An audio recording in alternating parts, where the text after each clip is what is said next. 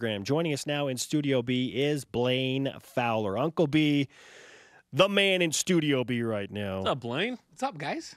Let's start with this. How would you define BYU's offense through the first 4 weeks of the college football season? Like, if I had to grade them, they just have an incomplete right now because it's a work in progress. It's a new offense that I think that Jeff Grimes has a plan, a systematic plan that he wants to roll out over the course of a season. And so it started with they had to have a mentality up front that nobody would push them around, that they could be physical, that they could run the football even when teams would load it against them and run the football. And then from that, and part of that run game is a little more dynamic part of the run game with a fly sweep, so they're going to attack the edges in a little different way. BYU hasn't been good at attacking the edges in recent years, so he wanted to establish that. He's done it in a little different way. And then from there, play action pass and extend the game. So here's the next step. The next step is they have to be able to be more effective getting the ball downfield in the pass game. And not just verticals over the top, but some of the intermediate stuff, that 15 to 20-yard area. Paging Matt Bushman. Exactly. To me, they're not real good at that yet. Not that they hadn't practiced that during fall camp, because we saw them do that, but I think in the evolution of this offense, that's the next step for it to get better. So now they're an average offense. Remember, they weren't good at all last year. So they're a very good team defensively. They're an average team offensively. And you add an intermediate passing game, and then the next step after that is now you add a vertical passing game. And all of a sudden, with the defense they're putting out on the field, now they're really, really hard to beat for anybody. And I think they played a little close to the vest early because they felt like the teams that they've been playing have not been real dynamic offense. Arizona, they felt if they could keep Tate in the box, that they weren't going to be real dynamic offensively and they could keep the score down. So the main thing was don't turn it over. So manage the game. Now, Cal got away from a little bit with some big plays, and Cal confused them a little bit on the front.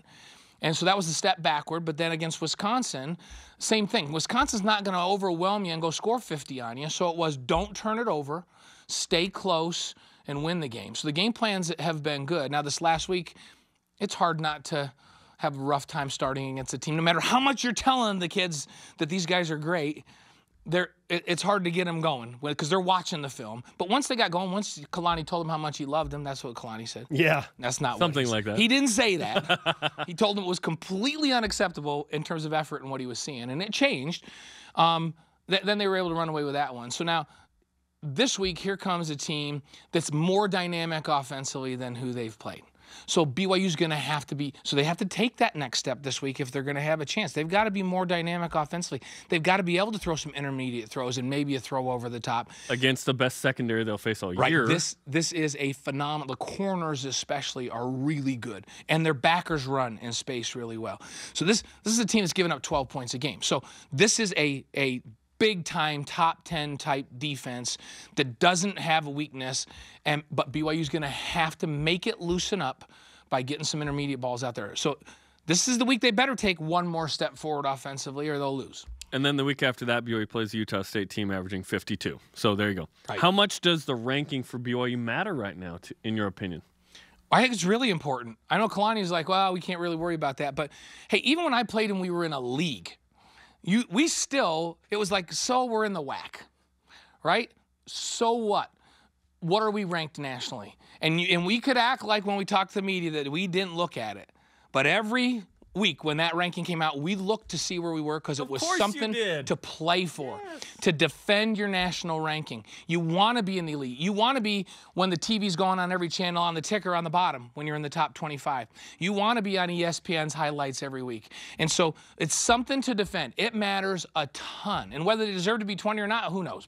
And it matters more in independence because there's no conference. It's something to defend. BYU's conference is, in a lot of ways, the national ranking. BYU's conference is the top 25 right now. That just became their conference. Yes. And they got to win and stay in the conference race. I thought BYU was playing for the Independent Conference Championship. I've been wrong this whole time. My bad. Okay, so here's a question. What does BYU have to do against Washington to validate that they deserve the number 20 ranking? See, they don't even have to win on the road up there because people are watching and going, okay, Washington's a top, some say they're a top 10 team, just outside the top 10 team, but they're certainly well respected. And Washington was respected in a loss to Auburn, right? So BYU could be respected in a loss. If that game comes down to the wire and they lose it in a close game on the road at Washington, people are going to still go, okay, they're okay. And they may even drop back to 25 or maybe even barely out of the top 25. Like but UCLA 2015 this happened. right. So then if they get rolling just a little bit and win another couple of games in a row, they're right back in the top 25. So Washington is not, a loss to Washington in a competitive game